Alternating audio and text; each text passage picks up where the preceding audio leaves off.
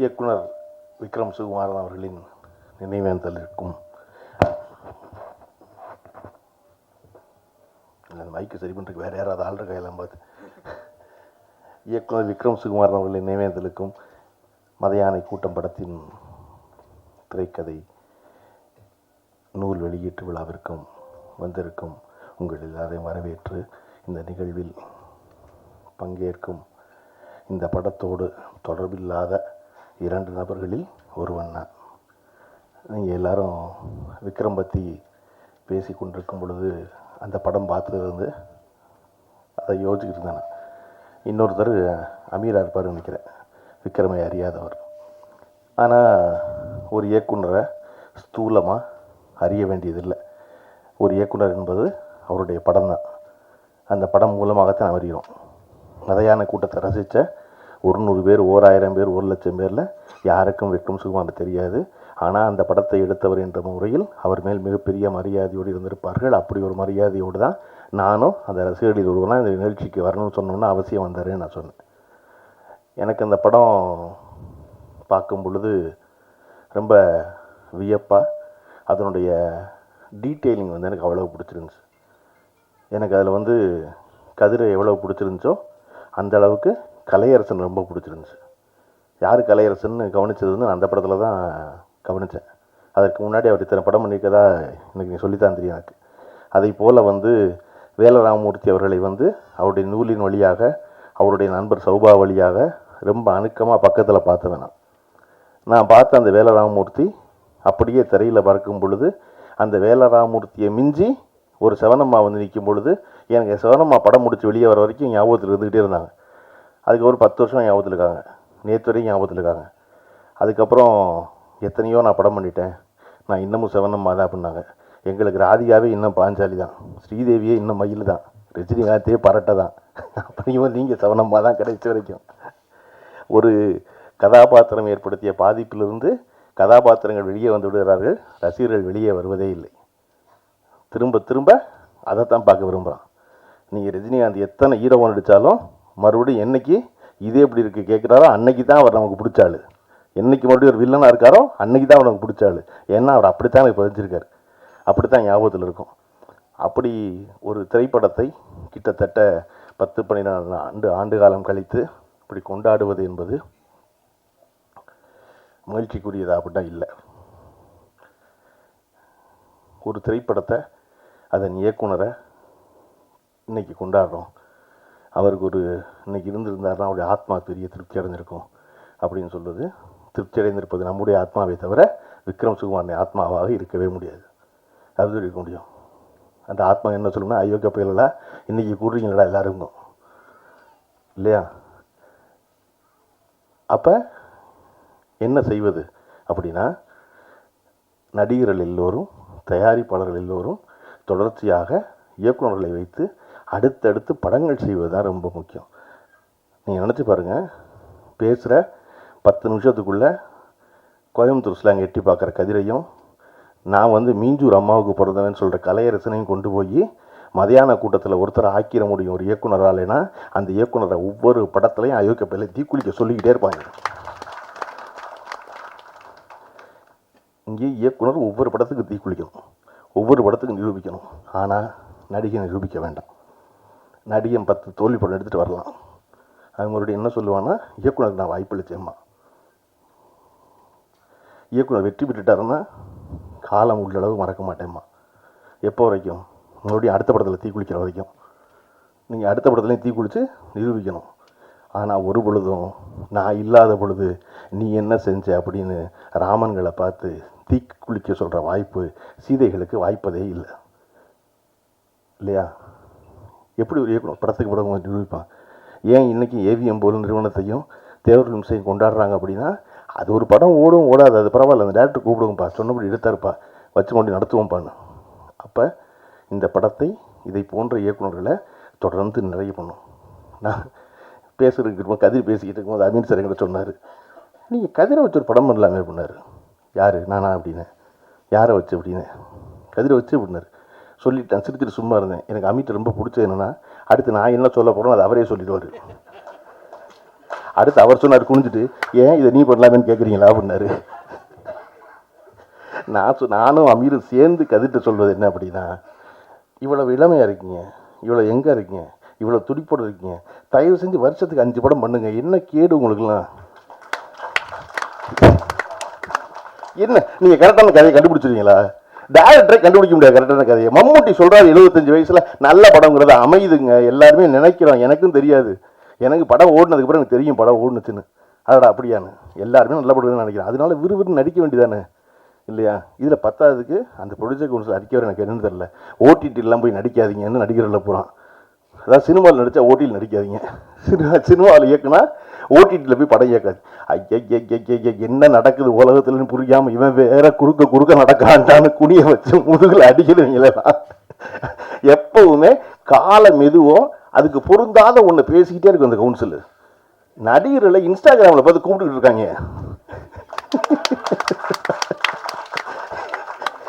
இப்போ போய் நீங்கள் வந்து ஓடிடியில் நடிக்காதீங்க, அங்கே நடிக்க, எங்கேயாவது ஒருத்தர் நல்லா நடித்தா கூப்பிடுவாங்க இல்லையா? இங்கே நல்லா நடித்தா அங்கே கூப்பிடுவாங்க, 10 இடத்துல கூப்பிடுவாங்க நல்லா சமைக்கிறோன்னு இல்லையா? அப்போ இது என்ன இப்படி தான் எனக்கு நல்ல ஞாபகம் இருக்குது இன்னமும். அதாவது டெலிவிஷனில் வந்து ப்ரோக்ராம் பண்ணாதீங்க. 20 வருஷத்துக்கு முன்னாடி ஊர்வலம் போனாங்க இப்போ மவுண்ட் ரோடில். கமல்ஹாசன் மட்டும் கதவை சாத்திட்டு வரமாட்டேன்ட்டார். கமல்ஹாசனை வந்து கலை துரோகின்ட்டாங்க எல்லாருமா சேர்ந்து. அவர் சொன்னார், டே வீட்டுக்குள்ளே வந்துருச்சு சினிமா, உங்களுக்கு புரியலையான்னாரு. இன்றைக்கி ரிலீஸ் பண்ணுற ஒரு சாதாரண படத்தை 300 ஸ்க்ரீனில் ரிலீஸ் பண்ணுறோம். இந்த வேலையை 15 வருஷம் வந்துட்டு சொன்னார் கமல்ஹாசன். தயவு செஞ்சு நடந்து போகிற தூரத்தில் இருக்க தேட்டரில் பூரா ரிலீஸ் பண்ணுங்கள் படத்துக்கு. சினிமாவுக்கான வாழ்நாள் காலம் குறைஞ்சிருச்சு, அதற்கு பதிலாக வியூவர்ஸை தான் நான் மதியப்படுத்தணும் அப்படின்னு சொன்னார். அதெல்லாம் சினிமாவை என்ன நீங்கள் அப்படின்னாங்க. இப்படி இதெல்லாம் தொடர்ச்சியாக இன்னொன்று வேறு, இந்த யூடியூப்பில் உட்காந்துக்கிட்டு பணம் சம்பாரிச்சு அத்தனை ப்ரொடியூசர் உட்காந்துக்கிட்டு சினிமாவே ஓடலைன்னு சொல்லிட்டு படம் எடுத்துகிட்டே இருக்காங்க. இந்த வேலையை நிப்பாட்டி விட்டு விறுவிறுன்னு நிறைய வேலை செய்வதுதான் முக்கியம். அந்த கவுன்சில் அறிக்கை அதுதானான்னு தெரியல முழுமையாக. ஏன்னா எனக்கு அதில் வந்து சத்யஜோதி தியாகராஜர் இருந்தார், அவர் அறிவானவர், இல்லை சேர்க்க சரியில்லை அவருக்கும் தெரியல, இல்லை அங்கே நடிக்காது இங்கே நடிக்காதுன்னு. அதை நான் அமிதார் சொன்னால் அப்படியே சொல்லியிருக்காங்க, சும்மா இருக்க மாட்டாங்க வேறு அப்படின்னாரு. அதை இப்படி இருக்க காலச்சூழலில் விக்ரம் சுகுமாரன் போல் இங்கே 100 இயக்குநர்கள் இருக்காங்க இல்லையா? நமக்கு முன்னாடி இருப்பவர்களை எப்படி கொண்டாடுகிறோமோ. நான் சமீபத்தில் ஒரு கவிதையினுடைய தமிழ் மொழிபெயர்ப்பு படிக்கும்போது அந்த அம்மா வந்து வெளிநாட்டு அம்மா விமானத்தில் போகும்போது தன்னோட ஒரு செடியை தூக்கிட்டு போகிறதா சொல்லி வர்ற கவிதையில், ஏன் எப்பொழுதுமே கையில் ஒரு செடியை தூக்கிட்டு போகணும் நாடு விட்டு நாடு போகும்போது அப்படின்னா, தன் வேர்களோடு இருக்கிற தொடர்பை விட்டு போகாமல் இருப்பதற்காக நான் தூக்கி செல்கிறேன்னு சொல்லுவான் அந்த கிழவி. அதை போல் நமக்கு முன்னாடி இருப்பவர்களை வந்து நம்முடைய முன்னோடிகளை எப்படி கொண்டாடுகிறோமோ அப்படி நமக்கு பின்னாடி வந்தவர்களையும் கொண்டாடுவது ரொம்ப முக்கியம். பின்னாடி வருபவர்களுக்கு இந்த இருக்கான் பிரமாதமான அவர்கள் சொல்கிறது ரொம்ப முக்கியம். என்னுடைய இயக்குனர் பார்த்திபன் அவர்களை நான் எப்பொழுதும் நினைத்து கொள்வதற்கான காரணம், பாக்கியராஜ் அவர்கள் ஒரு மிகப்பெரிய சாதனைக்கு சொந்தக்காரர். தன்னுடைய இயக்குனரை கொண்டாடும் பொழுது எவ்வளவு மனம் மகிழ்ந்து மனம் நிறைந்து கொண்டாடுவாரோ, அப்படி எந்த சாதனையும் செய்யாத தன்னுடைய உதவியாளனாகிய என்னை கொண்டாடும் போதும் அதே போல் பழனி பிரமாதமான என்னை கொண்டாடுவார். அப்போ தனக்கு முன்னாடி இருந்து வரை கொண்டாடுவதை போல் பின்னாடி இருந்து வரை கொண்டாடுவது ரொம்ப முக்கியம். அப்படி விக்ரம் சுகுமாரனை கொண்டாடி இருக்க வேண்டும், அப்படின்னா கொண்டாடி இருக்கணும். முன்னாடி இருக்கும்போது பின்னாடி கொண்டு ஒருத்தர் பிரமாதம் ஒரு வேலை செஞ்சுருக்கானே, வேலை செய்கிறானே அப்படின்னு. இந்த புத்தகத்தில் வந்து ஒரு வரி கேமராமேன் வந்து ஒரு வரி சொல்லியிருக்காரு. நாங்கள் வந்து இந்த படத்தில் வேலை செய்யும் பொழுது எடுத்த முடிவுகளை இன்றைக்கி எடுப்போமான்னு எங்களுக்கு தெரியல. காரணம் இளமையின் காரணமாக மிக அசாதாரணமான முடிவுகளை சாதாரணமாக எடுத்தோம் அப்படின்னு. விக்ரம் சுகுமாரன் இருந்திருந்தால் இன்றைக்கும் அதே அசாதாரணமான முடிவுகளை சாதாரணமாக எடுத்தோம். அப்படி எவர் ஒருவர் தன்னுடைய துறைகளில் எடுக்கிறார்களோ அவர்கள் தான் நிலைத்து நிற்கிறார்கள். அதுக்கு வந்து வயது இளமை அதெல்லாம் காரணம் கிடையாது. அடுத்தடுத்து தொடர்ச்சியாக அந்த முடிவுகள் எடுக்கணும். எடுக்கிறதுக்கான வாய்ப்பு எல்லாருக்கும் கனியணும். கனிவதற்கான விஷயத்தை பரஸ்பரம் ஒருவருக்கொருவர் செய்து கொள்ள வேண்டும் என்பதுதான் முக்கியம் இல்லையா? கலையரசனை ஏதோ ஒரு இடத்துக்கு போய்கிட்டு இருக்கும் பொழுது ஃபோன் பண்ணி கூப்பிட்ட ஒரு உதவி இயக்குனர் இருப்பார்ல, அந்த உதவி இயக்குனர் இருப்பார். அந்த உதவி இயக்குனரை தூக்கி கொண்டு போய் இயக்குனர் ஆக்கிற முழு பொறுப்பு கலையரசனுக்கு இருக்குது. கலையரசனுக்கு மட்டும் இல்லை, கலையரசனுக்கு உதாரணம். கலைச்சோன்னா ஏன்டா பைபிள் இத்தனை பேர் உட்காந்துருக்கு என்னை மட்டும் கோர்க்கலாம் மாதிரி நினச்சக்கூடாதுல்ல. இல்லை இல்லை அது போல் இல்லை சொல்கிறேன் கண்டிக்கிட்டு இல்லை தொடர்ச்சியாக பண்ணுறது முக்கியம். தொடர்ச்சி அது வருமானம் நீங்கள் சொன்னீங்க இல்லையா, கல்யாணத்துக்கு போகும்போது 10,000 மொய் செய்வாங்கன்னு, அந்த மொய் மறுபடியும் திருப்பி அடுத்த அவன் செஞ்சாதான் அவன் செய்வான் திருப்பி. அது தெரியாது உங்களுக்கு மதுரையில், இல்லாட்டா மைக்கு போட்டு கூப்பிடுவாங்க தெரியுமா உங்களுக்கு பீஞ்சூரில் தெரியாது, மைக்கில் கூப்பிடுவாங்க. அந்த வேலை தான் தெரியும், எப்படி சிரிக்கிறாரு பாருங்க, மைக்கில் கூப்பிடுவாங்க ஆளுங்க.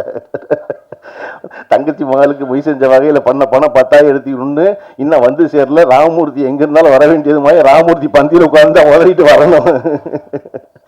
அந்த மாதிரி பதிலுக்கு பதில் செய்வது இல்லாமல் செய்வது இயல்பாக ஒருவர் தாங்கி பிடிப்பது என்பது இருக்கு இல்லையா.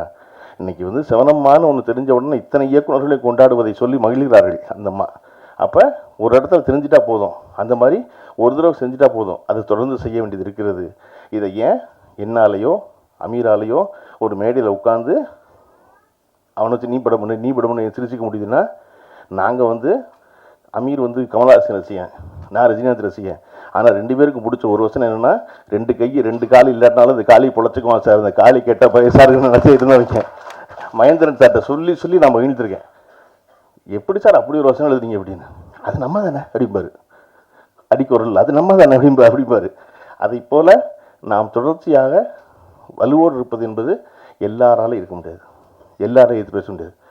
சினிமாவில் ஏன் இவ்வளோ அழுத்தத்துக்கு ஆளாகிறான், ஏன் இவ்வளோ ஸ்ட்ரெஸ்ஃபுல்லாக இருக்குது சினிமா லைஃபு, ஏன் இவ்வளோ ஒழுக்கக்கேடான செயல்களுக்கு தன்னை தளர்த்தும், அது தன்னை ரிலாக்ஸ் பண்ணணும் நம்பி வேறு காரியங்கள் செய்ய ஆரம்பிக்கிற அப்படின்னா ஒன்றத்தையுமே சொல்ல முடியல. எவன் வாய்ப்பு கொடுப்பான், எவனை நாளைக்கு கும்பிட வேண்டியிருக்கும், எந்த காரை திறக்க வேண்டியது தெரியாததுனால மனசுக்குள்ளே வச்சுக்க வேண்டியது, எல்லாத்தையும் மனசுக்குள்ளே வச்சுக்க வேண்டியது இல்லைங்கும்போது ஒரு அழுத்தமும் இல்லை. என்ன செய்ய போகிறோம், நம்ம போய் நிம்மதியாக தூங்க போகிறோம், அவன் தூங்காமல் இருக்க போகிறான். நான் அடிக்கடி சொல்லுவேன், நம்ம மனசுக்குள்ளே நினைக்கிறத பேசாமல் போயிட்டோம்னா போய் நம்ம தூங்காமல் இருப்போம், ராத்திரி அவன் நிம்மதியாக தூங்குவான். நம்ம நினைச்சதை பேசிட்டோம்னா அவன் போய் தூங்காமல் இருக்க போகிறான், நம்ம போய் நிம்மதியாக தூங்க போகிறோம். அப்போ நமக்கு பிபி வராது, நமக்கு ஹார்ட் பிளாக் கிடையாது, நமக்கு ஒன்றும் இல்லை. நம்ம பாட்டுக்கு அடுத்த நாள் புத்தகத்தை படிச்சுட்டு வேலராமூர்த்தியவோ பிரபஞ்சனையோ படிச்சு விட்டு நம்ம பாட்டுக்கு பேசாமல் இருக்கலாம் இல்லையா. அப்போ இங்கே அதை போல் வாய்ப்பு எல்லோருக்கும் அமைவதில்லை. விக்ரம் சுகுமாரனுக்கு அமைஞ்சதுக்கான காரணம் அவருக்கு தைரியம் தான். எனக்கு சோப்பு டப்பா கூட கிடைக்கல அப்படின்னு சிரிச்சுக்கிட்டு ஏன் சொல்ல முடிஞ்சு அப்படின்னா, அதெல்லாம் வாங்கிக்கலாம் பரவாயில்ல நினச்சிருக்கான். அதை போல் 100 பேர் நம்மை சுற்றி கொண்டே இருக்கிறார்கள். சுற்றி கொண்டே இருப்பவர்களை எல்லோருமாக சேர்ந்து அவர்களின் கனவுகள் நனவாக அதற்கான வாய்ப்பை வழங்குவதற்கான துவக்கமாக இந்த விழா இருக்கும் எனில் நான் உங்களைப் போலவே பெரிதும் மகிழ்வேன். விக்ரம் சுகுமாரன் இந்த வாய்ப்பை ஏற்படுத்தி கொடுத்திருக்கிறார். அவர் வழியில் பல விக்ரம் சுகுமாரனை உருவாக்குவோம் என்று சொல்லி விடைபெறுகிறேன். நன்றி, வணக்கம். அரங்கத்தில் இருக்கும் அனைவருக்கும் இறைவன் புறத்திலிருந்து சாந்தியும் சமாதானம் உண்டாகட்டும். ஒரு வழக்கமான சினிமா விழாவாக இருந்திருந்தால் நானும் பழனியப்பனும் அருகருகே உட்கார்ந்திருக்கும் போது மேடையில் பேசி கொண்டிருந்தவர்களையும் அல்லது அடுத்து பேச போகிற விஷயங்களையும் குறித்து நிறைய சிலாகிச்சு கிண்டலாகவும் காமெடியாகவும் தான் இருந்திருப்போம். ஆனால் இந்த நிகழ்ச்சி அப்படி இருக்கக்கூடாதுன்னு தான் ரொம்ப கவனமாக 2 பேரும் ஒருத்தர் பார்த்துக்கவே இல்லை. ஆமாம், இந்த நிகழ்ச்சியை எப்படி, இந்த விழாவை எப்படி கடத்துறதுன்றது இருக்குல்ல. விக்ரம் சுகுமார் என்ற படைப்பாளியுடைய அந்த படத்துக்கு கிடைத்த வெற்றியை பற்றி பேசுவதா, அல்லது அப்படி ஒரு படைப்பை கொடுத்த அந்த படைப்பாளி நம்மோடு இல்லைன்ற வருத்தத்தை தெரிவிச்சுக்கிறதான்றது, அதே மீறி ஒரு 2 தடவை பேசிட்டோம். அது எங்களால் கட்டுப்படுத்த முடியலை. ஆனால் இந்த அரங்கம் அமைதியாக இருந்து கொண்டிருக்கும் பொழுது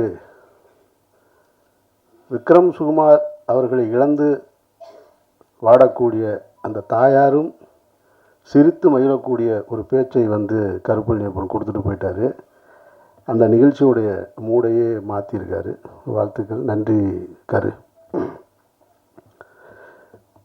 மேடையில் என்னை அழைக்கும்போது நண்பரை பற்றி பேசுவதற்கு அப்படின்னு சொன்னாங்க. உண்மையில் விக்ரம் சுகுமார் எனக்கு நண்பர் கிடையாது, அவரை அதிகம் அறிமுகமும் கிடையாது. அபிராமி தேட்டரில் தான், சென்னை அபிராமி தேட்டரில் தான் அவருடைய படம் பார்த்தேன். அவர் படம் பார்க்கும்போது படம் துவங்கினதுக்கு பின்னாடி போய் உட்காந்து நான் படம் பார்த்தேன். அந்த திரையரங்கில் அன்றைக்கி படம் பார்த்துட்டு இருந்ததில் பெரும்பான்மையான ஆடியன்ஸ் வந்து ஏதோ கல்யாணத்துக்கு வந்த ஆடியன்ஸ்னு நினைக்கிறேன், எல்லாம் மதுரைக்காரங்க. படம் முடிஞ்சு லைட்டு போட்டவுடனே தான் என்னை பார்த்தாங்க. என்னை பார்த்த உடனேயே பூரா எல்லாமே அந்த மதுரை, உசிலம்பட்டி, தேனி எல்லாம் இந்த பக்கம் இருக்கிற அந்த பகுதி மக்கள் அவங்க என்ன பார்த்த உடனேயே அவங்க அண்ணேன்னு வந்து வேகமாக கட்டி பிடிச்சிட்டு அவங்க சொன்ன வார்த்தை இன்னும் எனக்கு நினைவு இருக்குது. அண்ணே, உங்கள் படத்தில் எதையெல்லாம் நீங்கள் விட்டுருந்தீங்களோ அதை பூரா தம்பி வச்சு செஞ்சுட்டானே படத்தில். இதுதான் அந்த வார்த்தை, வச்சு செஞ்சுட்டான்னு. எனக்கு அப்பவும் விக்ரம் சுகுமாரன் யாருன்னு தெரியாது, அந்த படத்தோட இயக்குனர்னு தான் தெரியும். இப்போ படம் பார்த்ததுக்கு பின்னால் தான் எனக்கு அவர் பாலுமேந்திராவோட ஸ்டூடெண்ட்டு, வெற்றிமாறனுடைய அசிஸ்டண்ட்ன்ற விவரங்கள் எல்லாம் தெரிஞ்சுக்கக்கூடிய வாய்ப்பு இருந்தது. அந்த படத்தில் ரொம்ப முக்கியமான விஷயமாக நான் கருதுறது என்னென்னா, ஒரு இளவில் தான் படம் தொடங்கும். கர்மாத்தூர் முனுசாமியை பற்றிய பாடல்களோடு தொடங்கி அந்த ஜெயக்கொடி தேவருடைய மரணத்தில் அதில் தானே தொடங்கும். படம் முடியும் போதும் ஒரு இளவில் தான் முடியும். ஒரு இயக்குனருடைய சிந்தனையை நான் பார்க்குறேன். இப்போ நான் கூட திருவிழாவில் தொடங்கி இளவில் முடிச்சிருப்பேன். பருத்தி வீரனில் ஒரு படி மேலே போகிறார் விக்ரம் சுகுமாரன். இளவில் தான் தொடங்குறாரு, இளவில் தான் முடிக்கிறாரு படத்தை. அப்போது ஒரு இயக்குனர் எப்படா இப்படி சிந்திக்க முடியுது அப்படின்னா, உண்மையிலேயே அந்த மண்ணோடு வாழ்ந்த அந்த மக்களை நேசித்த ஒரு உண்மையான படைப்பாளியால் தான் இப்படிலாம் சிந்திக்க முடியும். அப்படி ஒரு படைப்பாளியாக விக்ரம் சுகுமாரன் வாழ்ந்திருக்காருன்றது தான் இந்த படத்தின் மூலமாக நம்ம தெரிஞ்சுக்கிறது. அதுக்கப்புறமா விக்ரம் சுகுமாரனை நான் பார்த்ததுக்கான சூழல் வந்து கருவுக்கு நினைவு இருக்குமான்னு தெரில. நம்ம ஜனாவுடைய மரணத்தில் அங்கே வந்து உட்கார்ந்துருந்தார், இயக்குனர் ஜனநாதனுடைய மரணத்தில். அதுக்கு பின்னால் விக்ரம் சுகுமாரன் நான் எங்கே பார்த்தேன்னா, என்னுடைய தாயாருடைய மரணம் மதுரையில் நிகழுது. நான் வந்து சவுதியில் மக்காவில் இருக்கேன். நான் ஒரு நாள் தாமதமாக தான் வந்தேன். நான் அங்கேருந்து வந்து சேரும்பொழுது அந்த இடத்துல என்னுடைய தாயார் மரணத்தில் நடிகர் அருள்தாஸோட என் கூட வந்து பின்னாடி உட்காந்துருந்தார். அப்போ அருள்தாஸ் தான் கூப்பிட்டு விக்ரம் உட்காந்துருக்காப்லன்னு. இப்படி நான் பார்த்த இடங்கள் பூரா விக்ரம் சுகுமாரனை இப்படி தான் பார்த்துருக்கேன். நான் அதிகம் பேசி பழக்கம் இல்லை. அப்படி இருக்கும்போது இந்த நிகழ்ச்சிக்கு கூப்பிட்ட உடனே வரணும்னு தோணுனதுக்கு காரணம் வந்து, ஒரு படைப்பாளி அவருடைய சாதனைகளை, அடுத்தடுத்த சாதனைகளை தொடர்வதற்கு முன்னாலே இந்த மண்ணை விட்டு மறைஞ்சிட்டார். ஆனாலும் அவருடைய நண்பர்கள், கார்த்திக் நினைக்கிறேன், அவர் தான் என்னை வந்து சந்தித்தது. அவருடைய படைப்பு ஒரு புத்தகமாக போடுறது அப்படின்ட்டு இருக்கு இல்லையா, இந்த முயற்சி, அந்த முயற்சிக்கு நம்ம ஒரு சின்ன பங்களிப்பு போய் செய்வோமே அப்படின்னு தான். அதான் ஊர்லேருந்து இந்த நிகழ்ச்சிக்காக தான் மதுரையிலேருந்து வந்தேன். நான் ரம்ஜான் நேரம் இங்கே இருக்கேன். நான் அதில் இங்கே வந்து பேசியவர்கள் எல்லோரையும் பார்க்கும் பொழுது, இங்கே இருக்கக்கூடிய மேடையில் இருக்கக்கூடிய அத்தனை பேரும் எனக்கு வந்து, இவர்களோடு உதயகுமார் எனக்கு பல வருஷமாக தெரியும். ஆனால் உதயகுமாரோட நேரடியாக வேலை செய்யலை. கலையரசனை எனக்கு தெரியும், ஆனால் கலையரசனோட 2 முறை படம் நடிக்க வாய்ப்பு வந்து நடிக்கலை. கதிரையும் தெரியும், வாய்ப்பு இல்லை. அண்ணன் வேலராமமூர்த்தி, அவரையும் எனக்கு ரொம்ப, இவங்க எல்லாமே மனதுக்கு நெருக்கமானவங்களாக இருக்காங்க. இதில் ஒரே ஒருத்தவங்க தப்பிச்சிட்டாங்க, விஜயம்மா மட்டும். அவங்களும் எனக்கு ரொம்ப நாள் தூரமாக தான் இருந்தாங்க. அந்த செவனம்மாவும், அவங்களோட இப்போ ஒரு படம் நடிச்சிருக்கேன் நான். அதனால் அவங்க ரொம்ப எனக்கு நெருக்கமாயிட்டாங்க. மற்றபடி இந்த படத்தை பற்றி சொல்லும்போது, இந்த படத்துக்கு தேசிய விருது கிடைக்கல அப்படின்னு சொன்னாங்க. உண்மைதான். விருதுகள் இங்கே கொடுக்கப்படுவதில்லை, விற்கப்படுகிறதுன்னு பல முறை நான் சொல்லிக்கிட்டே இருக்கேன். நான் நியாயமாக கொடுத்துருக்கணும், இயக்குனருக்கு கொடுத்துருக்கணும். இந்த படத்துக்கு ஒரு தேசிய விருது நடிகர்களுக்குன்னு கொடுத்து 4 பேர்த்துக்கு பிரித்து கொடுத்துருக்கணும். அண்ணன் வேலராமூர்த்தி கொடுத்துருக்கணும், செவனம்மா கொடுத்துருக்கணும், கலையரசனை கொடுத்துருக்கணும், கதிர், யாருமே எங்கேயுமே சோட போகாதது. இந்த படத்தை பார்த்துவிட்டு இந்த படம் பற்றிய ஒரே ஒரு கருத்தை மட்டும் நான் பதிவு பண்ணேன். அந்த கிளைமேக்ஸ் மட்டும் எனக்கு அப்போது உடன்பாடு இல்லை அப்படின்னு சொல்லி நண்பர்களோடு நான் பதிவு பண்ணேன். அதுக்கு காரணம் அவருடைய எழுத்தில் இருந்த குறையாக நான் பார்க்கலை. அது வேறு ஒரு கருத்தை பதிவு பண்ணுது. ஏன்னா அந்த சமூகத்தோடு சின்ன வயசுலேருந்து நான் நிறைய தொடர்போடு வளர்ந்தவன். நான் மதுரை யானைக்கல், எனக்கு பக்கத்தில் செல்லூர், இந்த பக்கம் தைக்கால் தெரு, எல்லாமே கல்லர் சமூகம்தான். அப்புறம் நான் ஸ்கூல் படித்தது நாமலபுரக்கோட்டை, நடுமுதலைக்குளம், கருமாத்தூர், உசிலம்பட்டி, எல்லாமே எனக்கு ரொம்ப பழக்கம். அதனால் அந்த ஒரு இடம் எனக்கு நெருடலாக இருந்தது அப்போது. அது இப்போது அது ஒன்றும் கடந்தாச்சு, அது புத்தகமாயிடுச்சு, பாடமாயிடுச்சு. அண்ணன் திருநாவுக்கரசர் சொன்ன மாதிரி அமெரிக்காவில் பாடமாக இருக்குது, இப்போ போய் அதை சொல்லி என்ன செய்ய. இந்த விருதுகள் கொடுக்கப்படலைன்னாலும், அது கொடுத்துருந்தாலும் ஒரு வருஷம் கொடுத்துருப்பாங்க, அது மறந்துருக்கும். ஆனால் காலமும் நிலைத்து நிற்கிறது மாதிரியான புத்தகமாக வந்திருக்கிறது என்பது விக்ரம் சுகுமாரனுக்கு கிடைத்த பெருமையாக நான் நினைக்கிறேன். பெருமையாக நினைக்கிறேன். எல்லா மனிதர்களுமே பிறந்துக்கிறோம், வாழ்கிறோம், ஒரு நாளைக்கு போகத்தான் போகிறோம். சிலர் மட்டும்தான் அடையாளமாக இருக்காங்க, சிலர் மட்டும்தான் அவங்களுடைய மனதில் நினச்சிக்கிறாங்க, சிலர் மட்டும்தான் நன்றியோடு இருக்காங்க. அந்த நன்றியின் உச்சகட்டமாக தான் அண்ணன் வேலராமமூர்த்தி பேசின அந்த வார்த்தை. 70களில் தன்னுடைய அப்பா, அதற்கு பின்னால் தாயார், அதற்கு பின்னால் விக்ரம் சுகுமார்னு தன்னுடைய தாய்க்கும் தந்தைக்கும் இணையாக ஒரு இயக்குனரை வச்சு பார்க்கக்கூடிய அந்த பண்பு இருக்கு இல்லையா, அது எத்தனை பேருக்கு வாய்க்கும்? அப்படி ஒரு பிள்ளையை நீங்கள் பெற்றிருக்கீங்கன்னு அந்த தாய் பெருமைப்படுவதை தவிர வேறு வழியே இல்லை. மற்ற எல்லா கலைஞர்களுமே அவரை பற்றி நிறைய நினைவு கூர்ந்திருக்காங்க. அதனால் நாமும் விக்ரம் சுகுமாரனுடைய நினைவு கூறுவது தான் செய்ய முடியுமே தவிர இதில் வருத்தப்படுறதுக்கு ஒன்றுமே கிடையாது. நிச்சயமாக ஒரு நல்ல படைப்பை, ஒரு நல்ல படைப்பாளியை ஒரு சமூகத்துக்கு கொடுத்துருக்காங்க அப்படின்னு அவங்க தாய்க்கு இந்த இடத்துல நான் நன்றி கூற கடமைப்பட்டிருக்கேன். கூடுதலாக ஒரு தகவல் சொல்லணும்னா, அந்த நிகழ்ச்சி தொடங்குவதற்கு முன்னால் ஒரு 15 நிமிஷம் தான் இருக்கும். அண்ணன் வேலராமமூர்த்தி ரொம்ப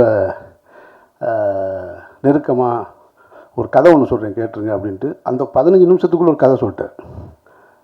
அதுதான் ஒரு எழுத்தாளருடைய இது. 15 நிமிஷத்துக்குள்ளே அழகாக அதை காட்சிப்படுத்தி அதை இப்படி போகும் அப்படி போகும்னு சொல்லிட்டார்.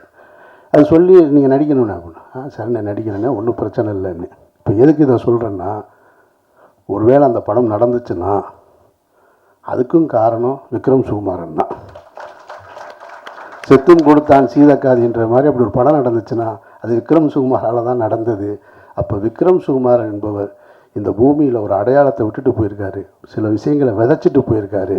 செவனமாக இருக்கிற வரைக்கும், ஐயா வேலராமமூர்த்தியின் கடைசி படம் இருக்க வரைக்கும், கலையரசன் கடைசி படம் இருக்கிற வரைக்கும், கதிர் இருக்க வரைக்கும் எல்லோருடைய உள்ளத்திலும் விக்ரம் சுகுமாரன் வாழ்ந்துக்கிட்டு இருப்பார். அவரை நாம் நினைவு கூறுவோம் சொல்லி இந்த வாய்ப்புக்கு நன்றி கூறி விடைபெறுகிறேன். நன்றி. வந்திருக்க எல்லாத்துக்கும் வணக்கம். மேம் சொன்ன மாதிரி அந்த ஏவி தான் அது ஒரு ஒரு ஒரு அந்த மெமரியை ட்ரிகர் பண்ண ஒரு விஷயமா இருக்குது. எனக்கு இங்கே எல்லாத்துக்குமே சினிமாவை பற்றின நாலேஜும் அறிவும் அந்த கதை எப்படி வரப்போகுது அப்படிங்கிற எல்லாமே அவங்களுக்கு தெரியும். பட் ஆனால் எந்த இதுவுமே எனக்கு தெரியாது. ஃபஸ்ட்டு விக்ரம் சார் இதுன்னு மீட் பண்ணோம். இது வரைக்கும் எனக்கு சொல்லப்போனால் படம் பார்க்குறப்ப தான் இதோட கதையே எனக்கு தெரியுமோ இல்லையோ, மற்றபடி அதுக்கு முன்னாடி ஒரு புக் ஒன்று கொடுத்தாரு. அது என்ன புக்குன்னு கூட தெரியல. ஜென்ரலாக நம்மளுக்கு புக்குனாலே கொஞ்சம் ரொம்பவே ஃபிசிக்ஸ் புக்கு, கெமிஸ்ட்ரி எல்லாம் சைடில் வச்சோடனே படுத்து தூங்கிடுவேன், அந்த மாதிரி ஆள் நான். ஸோ இது வரைக்கும் அந்த புக்கு படிக்கவும் இல்லை. அட்லீஸ்ட் நீங்கள் எழுதின புக்கு கண்டிப்பாக படிக்கணும்னு ஆசைப்பட்றேன். மதையானை கூட்டம் பொறுத்த வரைக்கும் ஃபஸ்ட்டு சரி நடிக்க போகிறோம் அப்படின்னோடனே நம்ம டிவியில் பார்த்து நடித்த ஆக்டர்ஸ் இதெல்லாம் நல்ல கலராக சூப்பராக கமல் சார் மாதிரி இருப்பாங்க அப்படின்னு சொல்லிட்டு எங்கள் அம்மா, நீ வேறு இதுன்னு போகிற, ஒரு தடவை ஃபேஷியல் பண்ணிட்டு போ அப்படின்னு சொல்லி எங்கள் அம்மா ஃபேஷியல்லாம் பண்ணிட்டுதுன்னு ஃபஸ்ட்டு பார்த்தோன்னே ரொம்ப நேரமாக பார்த்துக்கிட்டே இருந்தார். பார்த்துட்டு தாடி எவ்வளோ வளரும் அப்படின்னு கேட்டார். தெரில சார், நான் ஒரு நாளைக்கு மேலே வளர்ந்துச்சுன்னா ட்ரிம் பண்ணிடுவேன், இல்லை அன்றைக்கி கரண்ட் வேலை செய்யலை அப்படின்னா காலேஜுக்கு போகிறத விட்டுருவேன். ஸோ அதனால் ட்ரிம் பண்ணாமல் இது வரைக்கும் போனதே இல்லை அப்படின்னு. இன்னிலிருந்தே ட்ரிம்மே பண்ணாதீங்க. சரி ஓகே. நானும் ட்ரிம் பண்ணாமல் இது இருந்துச்சு. நான் ஃபைனல் இயர் காலேஜ் படிச்சுட்ருக்கேன். ட்ரிம் பண்ணல, உடம்பு இழைக்கணுன்ட்டாங்க. இந்த இதெல்லாம் எதுன்னு பார்த்துட்டு என் காலேஜில் என்னென்னு முடிவு பண்ணிட்டாங்கன்னா, பையனுக்கு ஏதோ ஒரு பெரிய வியாதி, குணமே படுத்த முடியாதாட்டிருக்கு அப்படின்னு சொல்லிட்டு நானும் ஒரு 6 மந்த்ஸ் காலேஜ் டைமில் ஷூட்டிங் இருந்தது. அதனால் லீவ் போட்டுட்டு போகலை. அவங்களும் பையன் பிழைக்க மாட்டானாட்டிருக்கு அப்படிங்கிற ஒரு ஸ்டேஜில் ஹாஸ்பிட்டல்லாம் இருப்பானாட்டிருக்கு, அதனால் இவனுக்கு ப்ராக்சி போட்டாச்சும் பாஸ் பண்ணி விட்ருவேன். பாஸ் பண்ணது தான் நான் அந்த டிகிரி. ஸோ மதையானை கூட்டம் நான் பயங்கரமாக ஆசைப்பட்டு சினிமாவில் இது பண்ணணும் அப்படிங்கிற ஒரு ஆசையில் நான் சினிமாக்குள்ளே ஜெனுவனாகவே வரல. பட் ஆனால் எந்த இடத்துல எங்கே இருந்தோம்னாலும் அதை பண்ணுற விஷயத்தில் 100% உழைப்பு போடணுங்கிற எண்ணமும் ஆர்வமும் எனக்கு இருக்குது. இன்றைக்கி பண்ணுற எல்லா படங்களும் ரொம்ப நேசித்து ரொம்ப ஆரோக்கியமாகவும் இருக்கணும்னு நினச்சி பண்ணுற படம். அண்டு மதையானை கூட்டமோட கல்ச்சர் இல்லை, நான் ஃபஸ்ட்டு தடவை மதுரை போனதும் மதையானை கூட்டமோட ஷூட்டிங்க்கு தான். ஸோ மதையானை கூட்டம் பொறுத்த வரைக்கும் எனக்கு எல்லாமே புதுசு.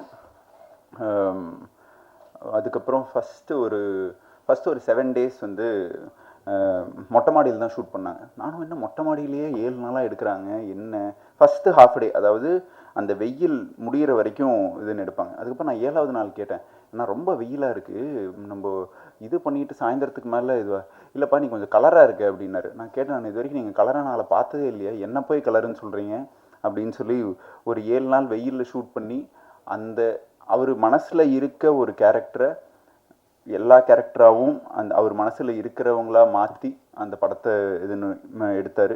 அண்ட் அவர் வந்து இந்த ஆக்டரை நம்பி இந்த படம் அப்படின்னு அவர் நினச்சதில்லை. அவர் நம்பின ஒரே ஆள் அவர் மட்டும்தான்.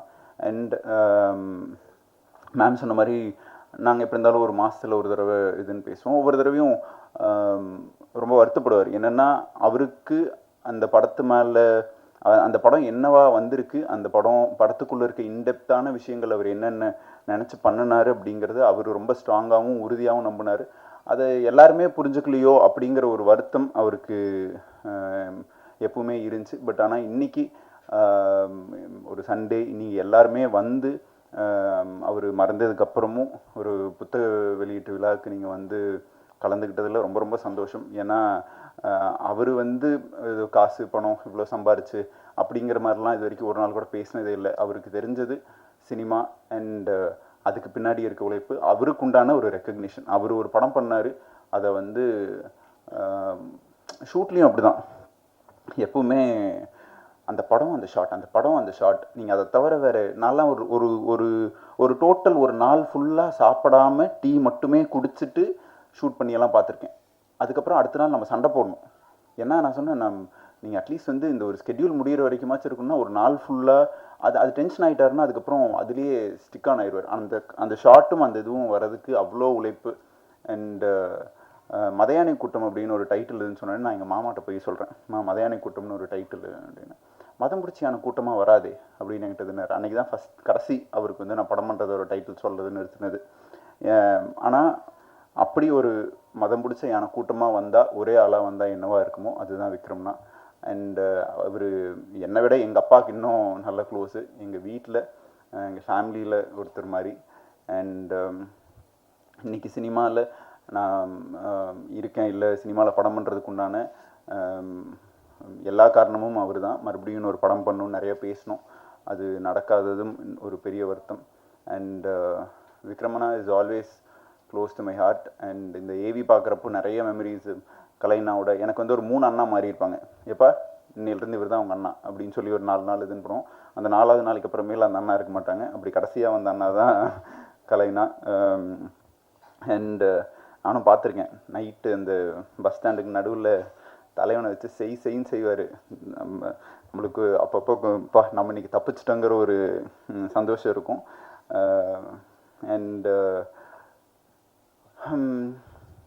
இருக்கு, நானும் யோசிக்கிறேன் நிறைய மெமரிஸ் டு ஷேர். அண்ட் அவர் இருக்கிறப்போ இந்த ரெக்கக்னிஷனும் இந்த இதுவும் நடந்துருந்துச்சுன்னா ரொம்ப ரொம்ப சந்தோஷப்பட்டிருப்பார். அதுதான் நான் இன்றைக்கி நான் ரொம்ப மிஸ் பண்ணுறதோட இது. And thank you. அவர் இருந்தாலும் அவர் ஆத்மா சாந்தி அடைகிறதுக்கு ரொம்ப வேண்டிக்கிறேன். அண்ட் எல்லாத்துக்கும் நன்றி. தேங்க்யூ. இயக்குனர் அமீர் மற்றும் இயக்குனர் கருபாலனியப்பன் மற்றும் ஒட்டுமொத்த மலையாள கூட்டம் டீம் சேர்ந்து புத்தகங்களை வெளியிட அதை இயக்குனர் விக்ரம் சுகுமார் அவர்களின் தாயார் சு மல்லிகா அவர்கள் பெற்றுக்கொள்கிறார்.